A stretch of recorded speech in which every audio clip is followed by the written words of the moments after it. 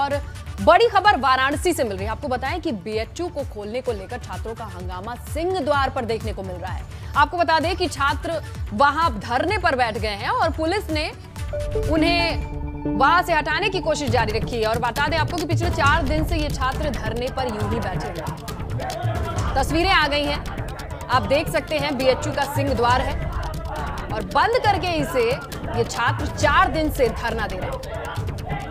अब जाकर पुलिस ने धरने पर बैठे इन छात्रों को, इन स्टूडेंट्स को जबरन उठाया है। और ये एक्सक्लूसिव तस्वीरें आप एबीपी गंगा की स्क्रीन पर देख सकते हैं, जहां पर पिछले 4 दिन से सिंह द्वार को बंद करके ये स्टूडेंट्स धरना प्रदर्शन कर रहे थे, लेकिन अब एक्शन लेते हुए इन्हें जबरन यहां से उठाया जा रहा है, जिसकी तस्वीरें आप देख सकते हैं। तो बीएचयू के सिंह द्वार की तस्वीरें हैं, ये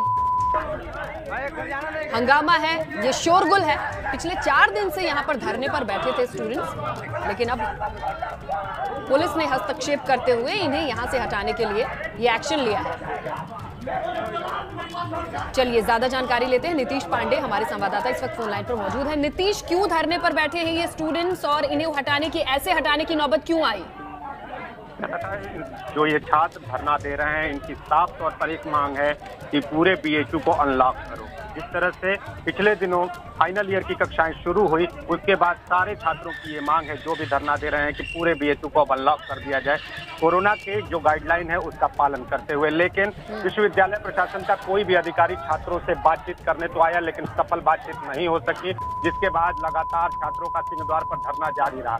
इसके बाद वहां पर जो आने जाने वाले लोग हैं, उन्हें तकलीफें हो रही थी। पुलिस प्रशासन वहां पहुंचा और छात्रों से धरना समाप्त करने की मांग की, और जब छात्र नहीं माने तो वहां से 5 छात्रों को उठाया गया। बाद में 151 के तहत उनका चालान, और अब छात्रों को छोड़ दिया गया है। हालांकि अभी भी छात्रों में इस पूरी घटना को लेकर आक्रोश बरकरार है। छात्र आगे भी धरना देंगे और अभी भी आंदोलन जारी रखेंगे, ऐसा छात्रों का कहना है। चलिए नीतीश, उम्मीद है कि प्रशासन की ओर से कोई जवाबदेही हो, कम्युनिकेशन हो, बातचीत हो। बहरहाल ये तस्वीरें सिंह द्वार की है। नीतीश, आपको शुक्रिया तमाम जानकारी के लिए। ये देखिए, पिछले 4 दिन से बीएचयू को खोलने के लिए कि कोरोना के गाइडलाइन के मद्देनजर अब डिपार्टमेंट को रीओपन किया जाए, इसकी मांग को लेकर ये स्टूडेंट 4 दिन से धरने पर बैठे हैं और सिंह द्वार को घेर कर बैठे थे। अब यहाँ पर लोगों को आने जाने में दिक्कत हो रही थी, जिस पर एक्शन अब पुलिस को लेना पड़ा है, जिसकी तस्वीरें आप देख रहे हैं हंगामे के तौर पर हमारे आपके सामने निकल के आ।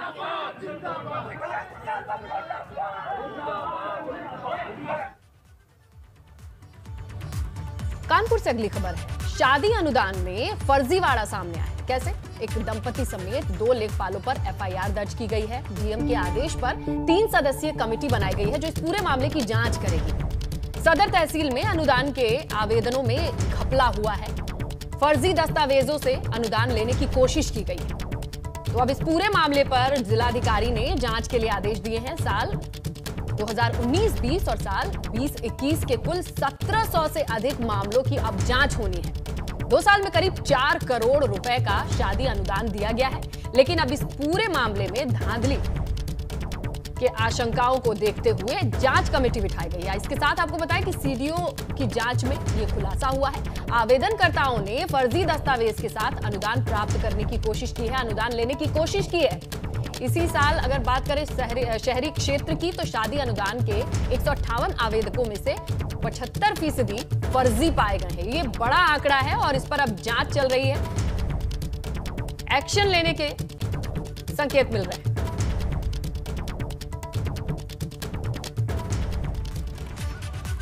अगली खबर सीतापुर से है, जहां महमूदाबाद में दूषित खाना खाने से आधा दर्जन से अधिक लोग बीमार पड़ गए हैं। शादी समारोह में शामिल होने के लिए करीब 100 से अधिक लोग पहुंचे थे, जिसमें आधा दर्जन से अधिक लोग फूड पॉइजनिंग का शिकार हुए हैं। सभी बीमारों को आनन फानन में सामुदायिक स्वास्थ्य केंद्र भर्ती कराया गया, जहां सभी का इलाज किया जा रहा है। अस्पताल में बेड कम पड़ने की वजह से एक ही बिस्तर पर 2-2 लोगों का इलाज भी किया जा रहा है। तो ये फूड पॉइजनिंग का मामला है, लेकिन साथ में तस्वीरें हैं सामुदायिक केंद्र की। बेड की कमी की वजह से 2-2 लोगों को एक साथ इलाज के लिए कुछ इस तरह से भर्ती करना पड़ा है।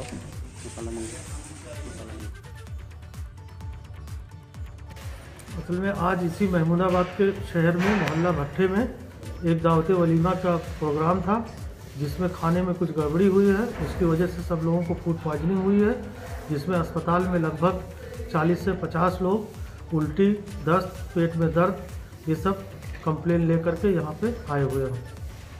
क्या उनको प्रिकॉशन दिया गया, क्या इलाज किया गया? उनको सभी लोगों को बोतल, IV फ्लूइड और एंटीबायोटिक इंजेक्शंस, उल्टी के इंजेक्शंस और जो भी रिक्वायरमेंट थी सारी चीज़ें की जा रही हैं। बड़ी खबर मेरठ से मिल रही है, जहां तेज रफ्तार का कहर देखने को मिला है। मेरठ डिपो में पुलिस की गाड़ी को टक्कर मारा है, कई पुलिसकर्मी घायल हुए हैं। इनकी हालत गंभीर बताई जा रही है। जसवंत राय अस्पताल में इस घायल पुलिसकर्मी को भर्ती कराया गया है। ये बड़ी खबर मिल रही है। मेरठ डिपो की बस ने टक्कर मारी है। इस पूरे हादसे में एक पुलिसकर्मी घायल बताया जा रहा है, जिसे जसवंत राय अस्पताल में भर्ती कराया गया है इलाज के लिए। ये तेज रफ्तार का कहर बताया जा रहा है। इस वक्त ये बड़ी खबर मेरठ से मिल रही है। पुलिस की गाड़ी को टक्कर मारी है मेरठ बस डिपो ने। रफ्तार ज्यादा बताई जा रही थी और इस पूरे हादसे में एक पुलिसकर्मी के घायल होने की खबर है, जिसे अस्पताल में भर्ती कराया गया है। तो मेरठ से ये खबर मिल रही है।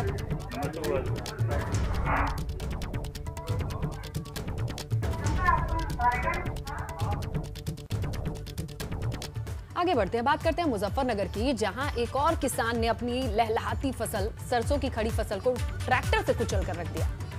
फसल को कुछ इस तरह से नष्ट कर दिया है। मामला चरथावल विधानसभा क्षेत्र के गांव पावटी का है। ये किसान है प्रवीण त्यागी। कृषि कानून के विरोध में 5 बीघा जमीन पर खड़ी सरसों की ये फसल थी, जिस पर कुछ इस तरह से ट्रैक्टर चला दिया। किसान प्रवीण त्यागी का कहना है कि किसान पूरी तरह से लुट गया है, टूट चुका है और विरोध जताने का ये जरिया इन्होंने चुना। अपनी खड़ी फसल पर ट्रैक्टर चलाकर इसे तहस नहस कर दिया।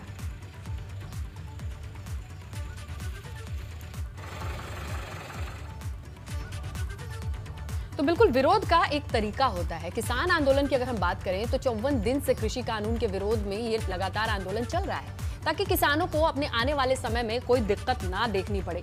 लेकिन किसानों ने विरोध जाहिर करने के मामले में यहाँ कहना पड़ रहा है कि सारी हदों को पार कर दिया है। लगातार अपने खेत की जो फसल है उसे जोत कर बर्बाद कर रहे हैं। देखिए इन तस्वीरों को, 6 अलग अलग जगहों से हमने ये तस्वीरें निकाली हैं और आपके सामने रख रहे हैं। देखिए किस तरह से कृषि कानून के विरोध के नाम पर खुद की बोई हुई, बड़ी की हुई मेहनत पानी से जो फसल है उसे कुचल कर रख दे रहे हैं। आरोप यह है यहाँ किसानों का कि जिस मुनाफे की उम्मीद वो लगाए बैठे थे उन्हें वो मिल नहीं रहा। ऐसे में फसल की कटाई का खर्च भी क्यों उठाना। तो इसी विरोध को जताते हुए ये 6 तस्वीरें आपके सामने हैं, जहां देखिए किस तरह से अपनी फसल को तहस नहस कर दे रहे हैं। इनका कहना है कि कटाई का खर्चा भी क्यों उठाएं जब मुनाफा नहीं होना है।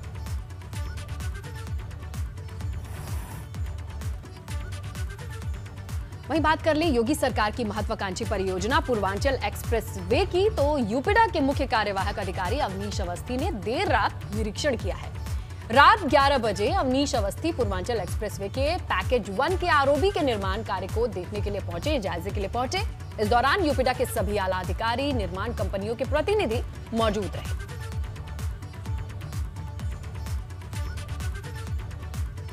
तो पूर्वांचल एक्सप्रेसवे जो कि एक महत्वाकांक्षी परियोजना है, हम सभी जानते हैं, और इसी के तहत जो एक्शन की तस्वीरें हैं वो अब आनी शुरू हो चुकी हैं। इसी के मद्देनजर तमाम आला अधिकारी यूपीडा से और प्राइवेट कंपनी से जो लोग जुड़े हैं वो मौके पर मौजूद रहे। रात 11 बजे की तस्वीरें हैं जहां निरीक्षण के लिए पहुंचे हैं अवनीश अवस्थी। बड़ी खबर आ रही है आप तक पहुंचाएं। वाराणसी पहुंच चुके हैं पेट्रोलियम मंत्री धर्मेंद्र प्रधान। बढ़ते दामों को लेकर एक बयान दिया है।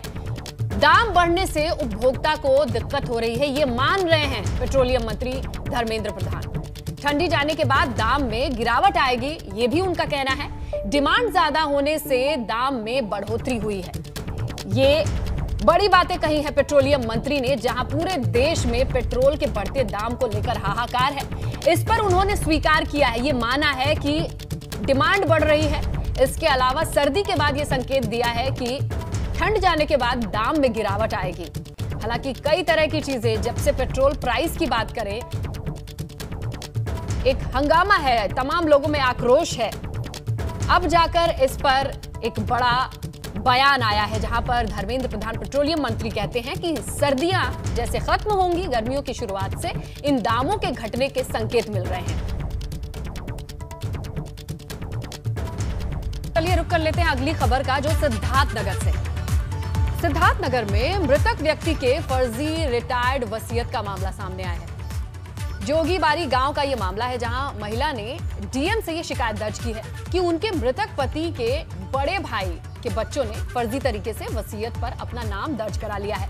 महिला का कहना यह है कि 2016 में उसके पति की मौत हो गई थी और अब जब वसीयत की जांच हुई तो महिला ने फर्जी वसीयत की बात सामने रखी है।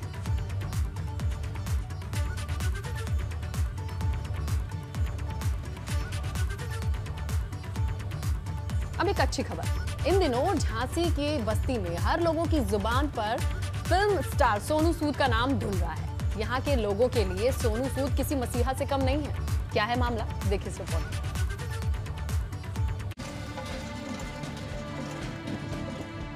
इस हैंडपंप से सिर्फ जल नहीं, समझ लीजिए कि इनके लिए तो जीवन प्रवाहित हो रहा है।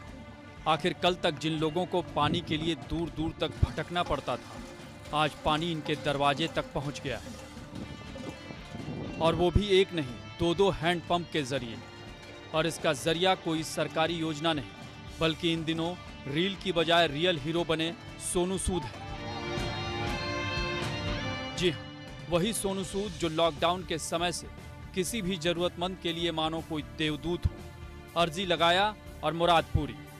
पहले यहाँ भारी भरकम मशीनों के जरिए हैंडपंप लगवाया और अब हैंडपंप का एक झटका लगते ही पानी की धारा फूट पड़ती है और फिर इनके चेहरों से मानो खुशियों का फवारा फूट रहा हो।